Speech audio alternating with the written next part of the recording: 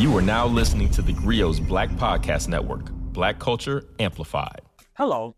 Have you ever wondered why Second Baptist Church in a lot of cities is the black church?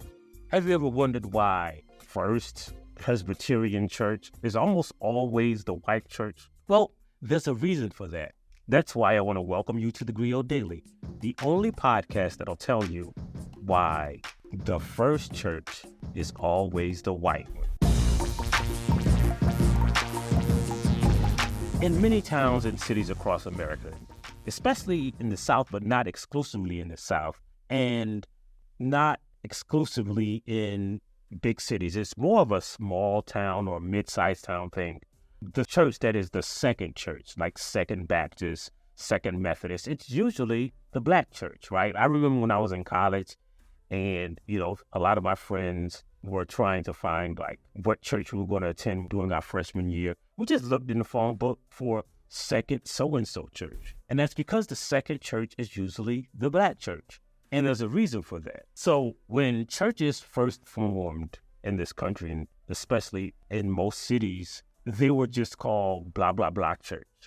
Union City Baptist, Washington City Methodist Church, or just the Methodist Church. And those churches in some places were mixed. In other places, they were, white congregations because enslaved people weren't allowed, literally in Georgia, South Carolina, and many other states, weren't allowed to worship God.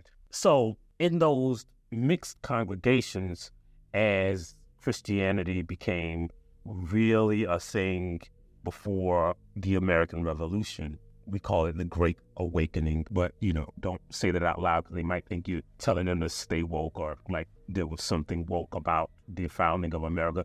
Don't say that. I'm allowed to say it. I got an exemption. I forgot to bring my pass. But after the Great Awakening, one of the premises of the Great Awakening was to spread the gospel to the enslaved people, right? By doing that, they were saving them.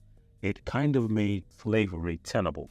And so you saw a lot of congregations that worshiped together, black and white, right? So, the concept, we like to think of segregation as something that was always here and then we eliminated it. No, but segregation was a thing that started happening across the country after the Civil War. A lot of places, used to worship together. There were churches that worshiped together, even in the South.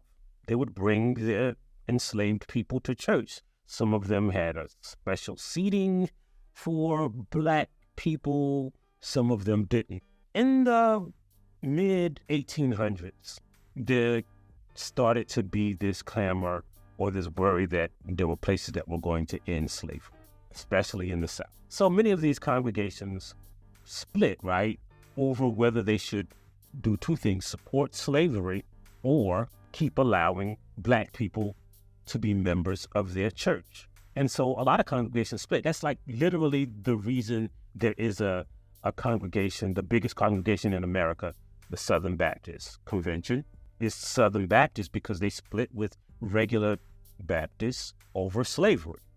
And of the 10 largest denominations in this country, Protestant denominations, 9 of them split over issues of race, right? So the United Methodist Church split over race. Same thing with all of the large denominations. Some of them were not specifically about slavery. For instance, the Church of God in Christ was, founded by black people. And then when white people joined, they left and formed the Assemblies of God. So it was over race, but not specifically slavery. They just didn't want black people over them. The same is true with some of the other denominations. The only one that really never split because of issues of race is the Lutheran Church, because that's pretty much a German congregation. It has German origins. So they never really fought over racial issues, but the other 9, they did. And so when these churches split, they did two things, right? So some of them became whole new congregations, and the original congregations, the pro-slavery, the pro-segregationists, went back and changed their names to First so-and-so, Baptist first so-and-so, Methodist, to signal people, oh, this is the one that is pro-slavery. This is the original slave people. We believe in the traditional values of our denomination. We're not with that woke, anti-slavery, abolitionist, anti-segregationist stuff. We are the original. We are first Baptist. We are first Methodist. And what they would do is allow slaves to worship in a separate congregation. So they ordained pastors to preach and teach their black congregation. And so those black congregations still were affiliated with the original. They became the Second Methodist Church or the Second Presbyterian in so-and-so city. When you see second, those were usually churches that were black that sprung out of the churches. And those first churches, to signal that they weren't the black one, they went back and named themselves first. And what happened was some of those black churches that were started and lorded over by white people, they split from the white pastors and the white congregations and formed their own congregation. So if you see a white second where there is a white first, that was probably originally the black church, and then when the black people left, it became majority white, and it might have been abolitionists, it might have been people who were just not pro-slavery. But those first churches are always the white churches. So during slavery, black people knew this was like a commonly known fact, right? As a matter of fact, escaped slaves or fugitive slaves knew that they could go to a second church to get refuge on the Underground Railroad. Like Second Baptist in Detroit was a stop on the Underground Railroad, right? There's second churches all throughout the South and the North that were stops on the Underground Railroad, right? And black people generally knew that second meant safe, second meant black. So during Reconstruction after the Civil War, because those second churches knew their names were equivalent with black, they would be terrorized by white supremacist terrorists, right? During Reconstruction, there was a lot of violence, mob violence, terrorism. Some of those black churches advocated for their parishioners to vote, which was untenable to those domestic terrorists during Reconstruction. So they would attack second churches. So some of those second churches, to protect their congregations, changed their names to Greater So-and-so Church. Some of them changed their names to So-and-so Missionary Church because of terrorism. But if you look through the history of a lot of old black churches, you'll see in their history that they were originally a second church. It'll say something like formerly Second Baptist Church, formerly Second Methodist Church. If you look at formerly second churches, almost always when you find out when they changed their name, you can almost determine that there was a slave revolt or an incident of racial or mob violence the year before, right? That's almost always how it happened. And so throughout America, there are all of these formerly second churches, and still there are some, like in my hometown.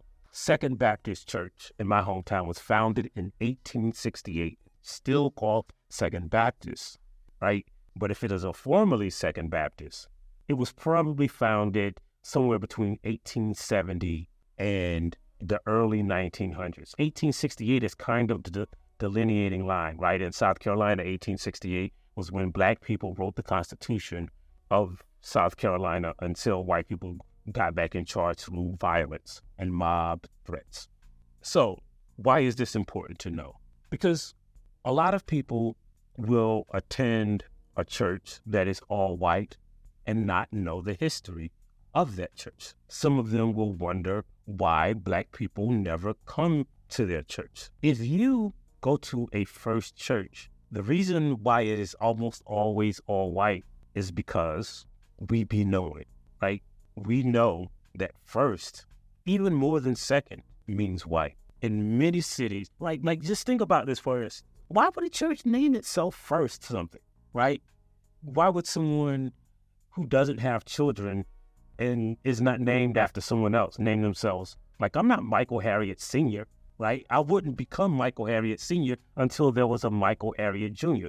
You wouldn't become a first church unless there was a second, and you need to delineate between the two. But why would there be two? Again, most churches didn't split because of ideological or theological reasons. They split because of racial reasons. That's good to know. So if you're new to a city, you probably want to check out the second church before you check out the first church. If you're new to a city and you can't understand why there was a first church across the street from a second church of the same denomination, that was probably the black offshoot of the first church. And if you're wondering why all of this matters, it's because the landscape of America, every institution, every organization, there is nothing that is free from racial implications at the racial history of this country. Not even the places that worship God. But the only way you can find out is if you do your research, if you learn, and if you tune into theGrio daily, maybe you subscribe or tell your friends about it, or maybe you just download that Grio app. But of course, we leave you with a black saying, and today's black saying is, the first shall be the last, and the second shall be the blackest. We'll see you next time on theGrio Daily. If you like what you heard, please give us a 5-star review, download the Grio app, subscribe to the show, and share it with everyone you know.